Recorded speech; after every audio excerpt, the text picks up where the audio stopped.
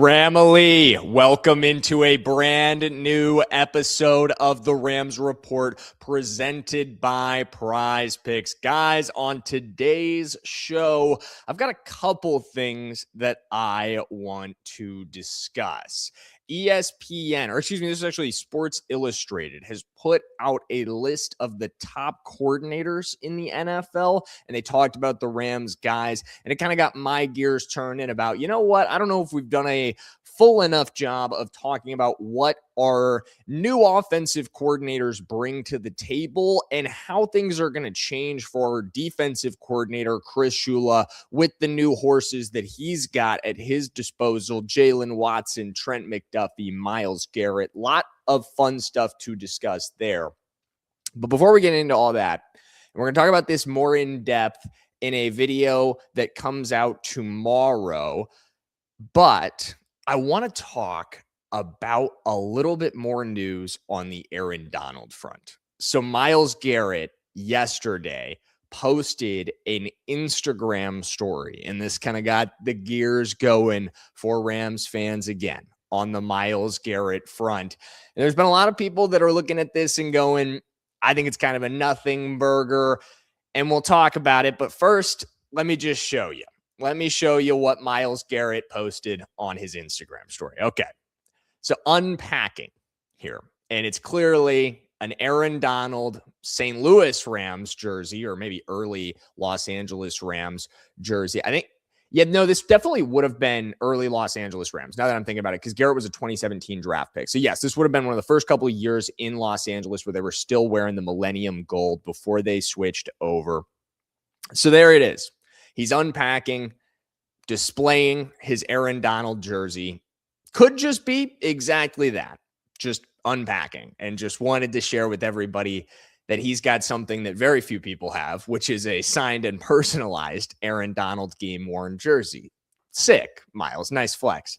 However, the other angle here is, of course, the angle that everyone's been talking about ever since Myles Garrett got traded to Los Angeles in the first place. Is Aaron coming back? And it just pours more fuel on that fire. Guys, I cannot tell you enough. And I just feel like I keep saying this over and over again.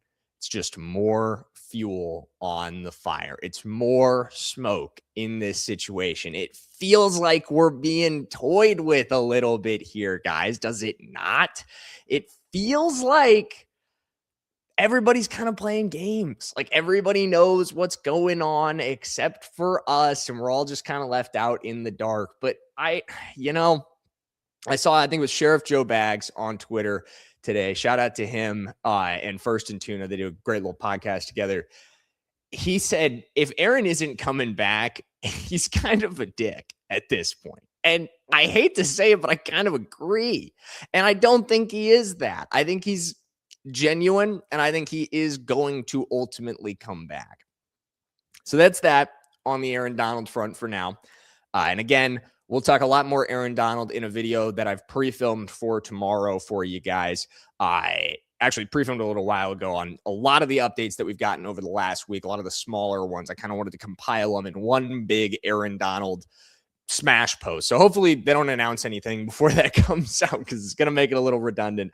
But we'll get into more of the coordinator stuff now. Now let's start talking about our coordinators in this top 5 list that Sports Illustrated put out. So the top 5 was as follows. 5th was the Vikings, Wes Phillips and Brian Flores. 4th was the Niners, Clay Kubiak and Raheem Morris. 3rd was the Jags, Grant Udinski and Anthony Campanelli. 2nd was us. They only had Nate Schiel House and Chris Shula. We are also going to talk about Dave Ragone, who is our associate offensive coordinator, or variously listed as co-offensive coordinator. It kind of seems like they're using those terms interchangeably.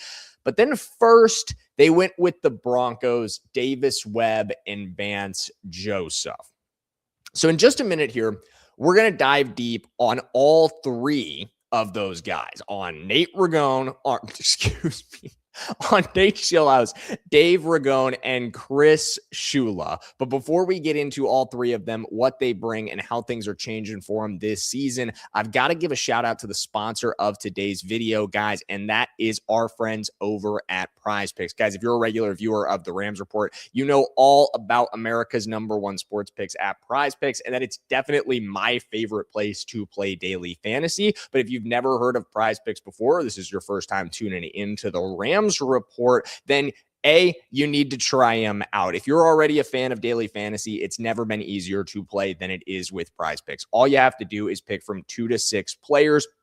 Right now, there's plenty of action to get in on, action you're probably already watching, like the World Cup, like the Summer League, and like the baseball action that's obviously going on as well. Plus, they have season-long projections on professional football. Right now, you guys know I've been getting really into the World Cup. So I've got a lineup going for the semifinals. We're going with the more on Kylian Mbappe. We need him to get involved here. We've also got Lamine Yamal and Mikel Oyarzabal on that lineup as well. So if you guys want to tail or you want to fade, just drop a follow on my Prize Picks profile, Jackson Durham, my first and last name, and you guys can easily do that with just one click. Guys, again, if you are brand new to Prize Picks, make sure you sign up with our promo code HMA. If you're brand new to Prize Picks, when you use code HMA to play your first $5 lineup, you're going to get an extra $50 in lineups. That's code HMA when you play your first $5 lineup to get an extra $50 in lineups with Prize Picks. The clickable link to download the apps in the comments and the description as always. Thank you to Prize Picks for sponsoring today's video.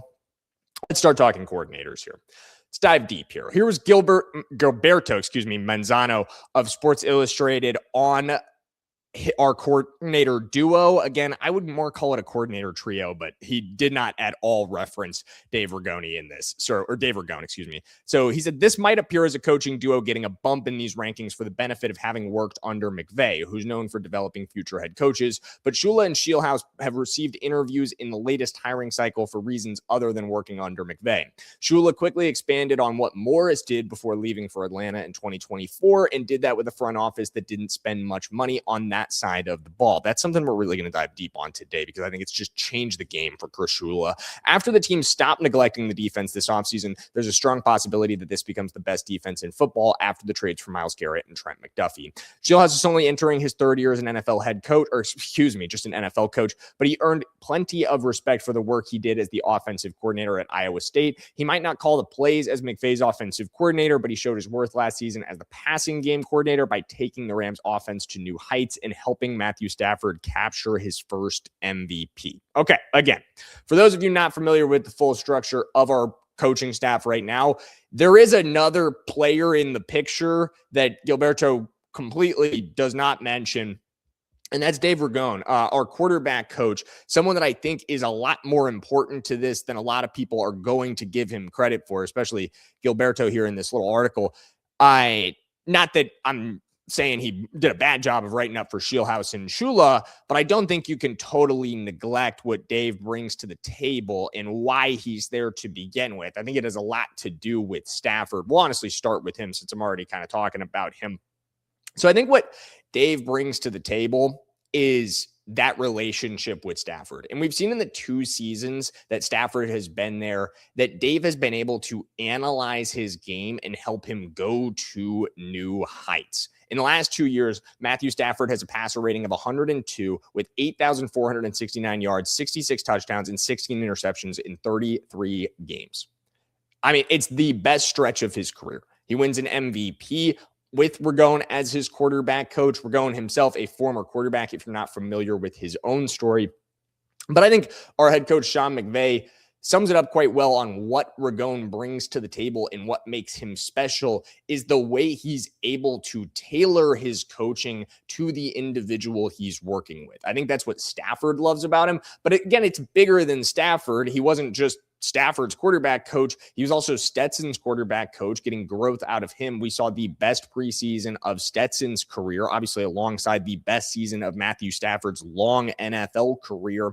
And this is what McVay had to say on him. I've obviously known Dave for a while, but when you talk about a guy that has such a specific sequential process for the weekly rhythm for the quarterbacks, while also having the necessary flexibility to say, all right, this is how Matthew's done it. And this was last year. So he says, this is how Jimmy's done it. Now I'm really being able to help Stetson continue continue to develop a rhythm and routine. And I think what he does a good job of is he's able to really reach that person with the most experience while also accommodating to somebody that's getting familiar with it. Okay, where am I going with this? Ty. That's where I'm going with this, right? Like, again, I do think Dave has an important role to play early on in Ty's development because, again, that room is not just about Stafford anymore. Of course, Stafford is the most important piece in that room right now, but neglecting Ty's development would be pretty criminal given the investment that's been made into him. They can't do that. As a franchise, a lot is being invested into Ty Simpson. A lot rides on him correctly being the heir apparent.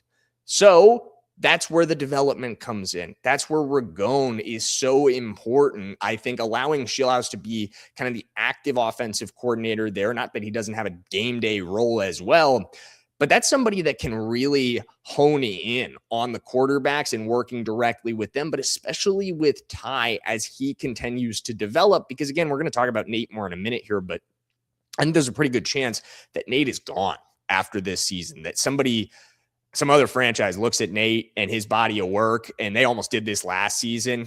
Jets, Browns, number of teams were really, really close, or not Jets, excuse me, Bills, Browns. They were really closely looking at Schiel House as a potential option for their next head coach. Ultimately doesn't end up happening for him, but he was a finalist in a lot of these interview processes. And considering how young he is, and especially how young he is in his career, it's an incredible place to be in his development process. A lot of these teams are looking at him as potentially the next McVay. And of course, that's been the story for a lot of guys in the NFL. But honestly, it does seem like everything you hear about Nate, he's going to be able to fulfill that role. So when he does go, maybe it's Ragone who steps up as the full-time offensive coordinator, and maybe he's still in that role when Ty Simpson steps up as our franchise quarterback. And that early development, that early chemistry that's built there between those two guys could be right now, which is happening right now, could be way more important than anybody realizes down the line. I think that's where Ragone comes in. I don't think you can completely ignore him from this equation the way Gilberto did in this write-up. But let's continue talking about Nate Schiel House. Let's roll back a little bit here and talk about Nate, because I think having Nate still, and I was a little impressed that we were able to keep him around. I was like, okay, I think he might end up going to Buffalo. There was a moment where I thought he was going to go to Cleveland as well, but he ends up sticking around. And this is like having two head coaches on the sideline, or three really, with Cliff as well. Obviously his head coaching experience. And he's a whole separate equation here as associate head coach or assistant head coach. But you're looking at Schiel House, and while he is obviously not the play caller, he has play calling experience from his time at Iowa State, where he was their offensive coordinator. And that is incredibly valuable. Now you're working with, in my opinion, and I think the opinion of most people, the best offensive coordinator, the best play caller in the NFL in Sean McVay.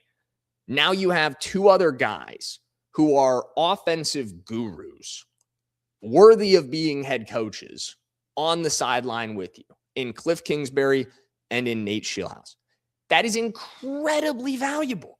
That is three guys to help with down-to-down decision-making. And not that they're ever going to outweigh McVay, but they're, of course, going to have a say. They're, of course, going to have an influence here.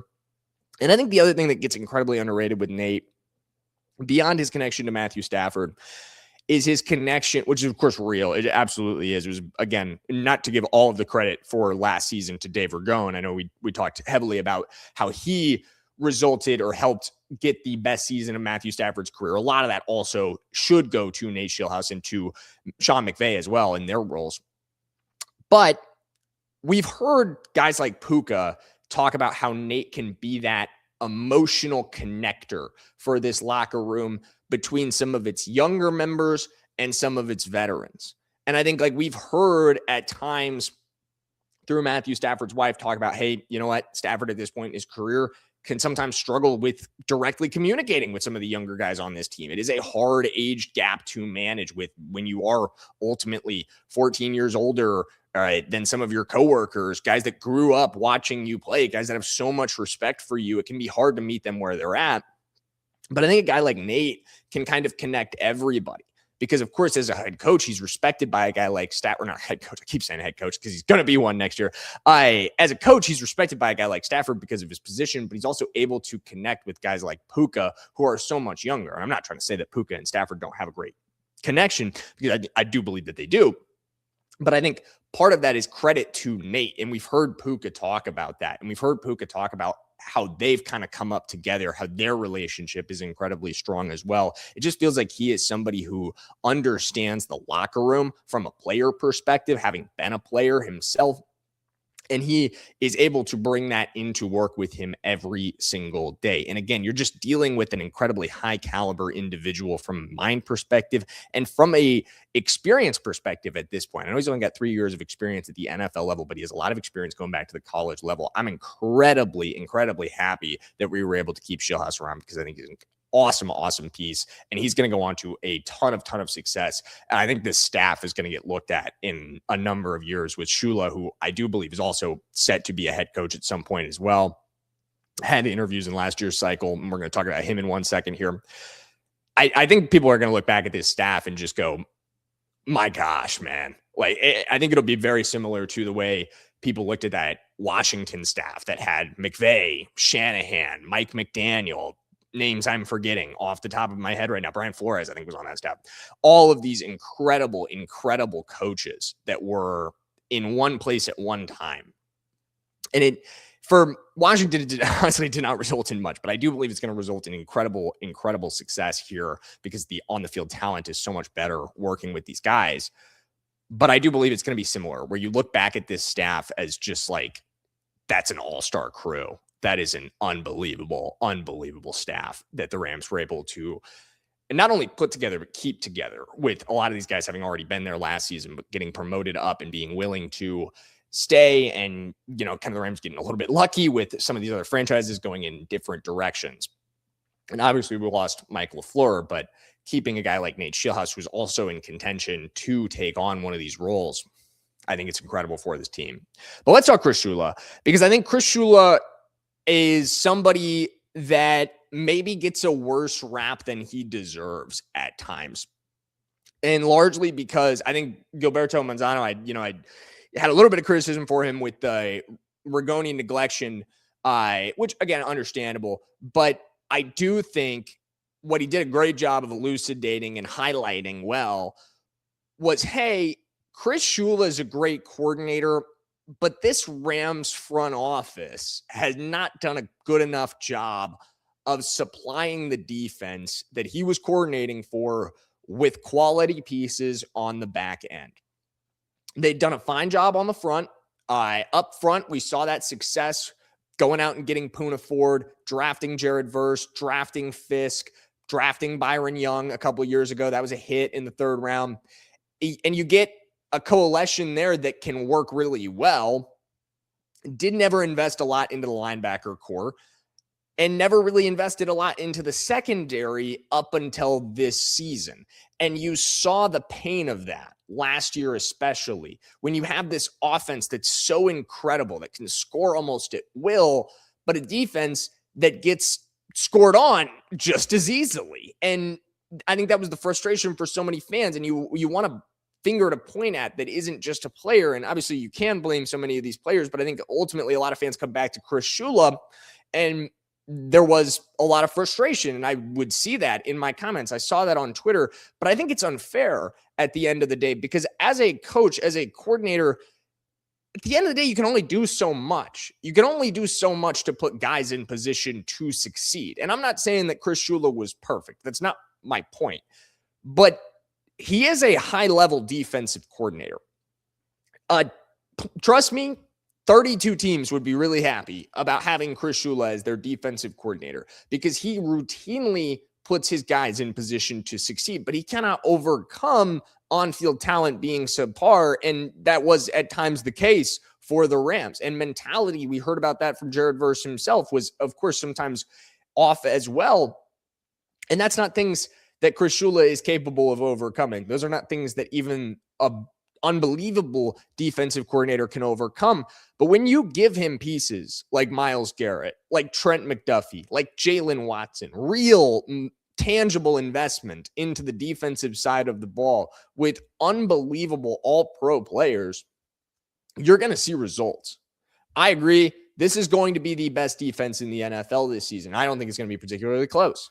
I think this is going to be a defense that has a chance to threaten sack records this season. I think Myles, Garrett, and Byron Young are going to both be 15-plus sack guys, and Kobe Turner might be a 10-plus sack guy. And hell, if Aaron Donald's coming in, look out for that as well. The fearsome foursome is back up front, and with everything that Chris Shula does to assist his pass rush, all of the disguise fronts, all of the complex and hybrid looks he's going to throw at quarterbacks to buy you that extra second, now complemented much better by better weapons in the secondary. And I do call them weapons on the defensive end. And guys like Trent, McDuffie, and Jaylen Watson, I think they're absolutely weapons.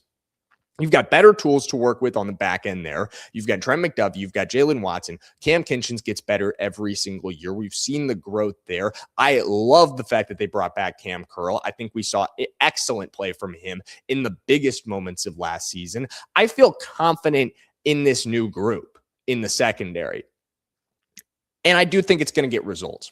I do think it's going to get huge results. And I think those results are going to result in, not to use the word result like 3 times in a row there, but I do think it's going to have fans and national perception of Chris Shula is going to shift very rapidly because of it, because it's going to be much easier to appreciate everything that he does for this Rams defense to put guys in positions to succeed when they're making plays when they're in those positions. I do feel that that's the case. Let me know in the comments, though. Do you guys agree that the Rams coordinator duo or trio, depending on how you want to look at it, is the best in the NFL? Because I think we should be number 1 over Davis Webb and Vance Joseph. I get it, though. I mean, at the end of the day, both those teams are dealing with new offensive coordinators. So it's a little bit of maybe a 50-50 call, a toss-up. We don't, at the end of the day, know exactly what the results are going to be from either of those guys. But being second is still pretty strong. But let me know, like today's video, if you agree we should be number 1. And guys, I am going to see you in tomorrow's video where we're talking more on Aaron Donald.